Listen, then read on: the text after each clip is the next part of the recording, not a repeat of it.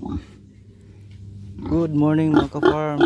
Update tayo sa inahin natin. Yung magawin natin inahin. Ito na yun. Laki na si Dikdik. 4 months pa to siya. Magpo-4 months. Simula nung pagka-anak.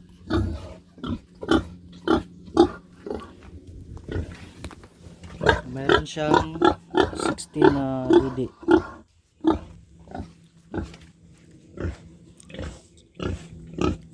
Tapos ito na yung update sa pinapagawa nating bagong kulungan. Yan. Ito na yung natapos ay yung kahapon.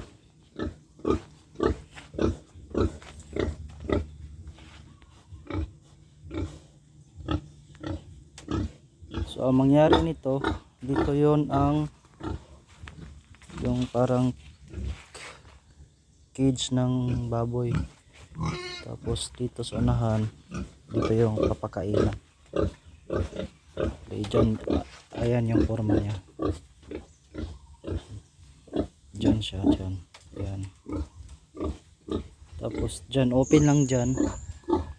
Open lang yan. Para pag yung mga biik galing dito, pwede silang lumabas dyan. Tapos gagawin ko lang ng kulungan dyan sa bandang gilid.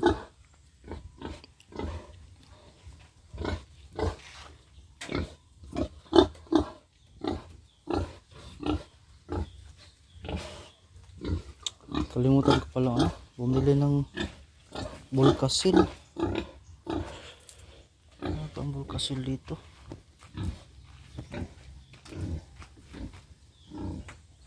Ito na yon.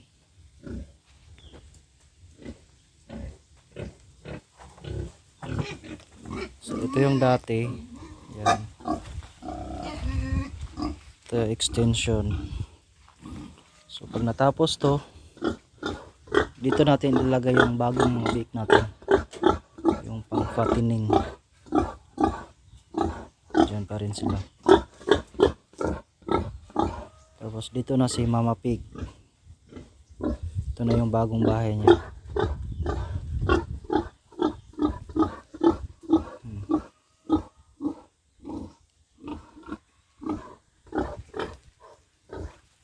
Tapos dito yung septic tank. Kunin ko tong saging na to, puputulin ko yan. Tapos dito ako gawa ng septic tank dito sa bandang to, dito yan. So malaki-laki rin yung yung bagong kulungan natin. Tapos dito yung para pang bubong dyan.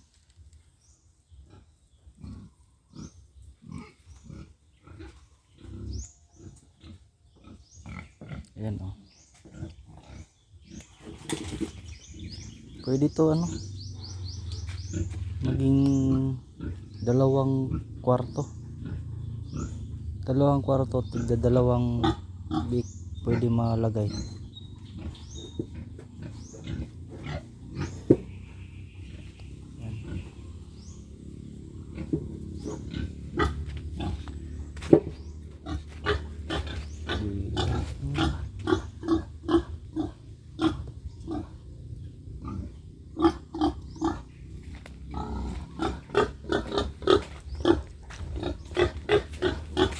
Dito lalagyan ko ito ng bakod dyan, dito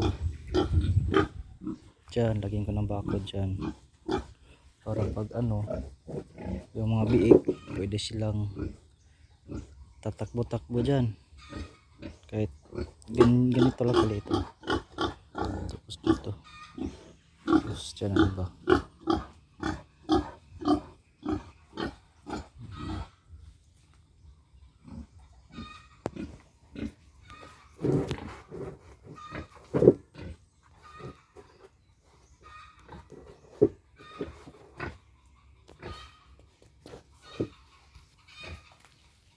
Dahan-dahan lang muna. Pag may budget ulit, tsaka magpapagawa ng yung malakihan talaga na kulungan ng baboy. Tapos check natin yung natin dun.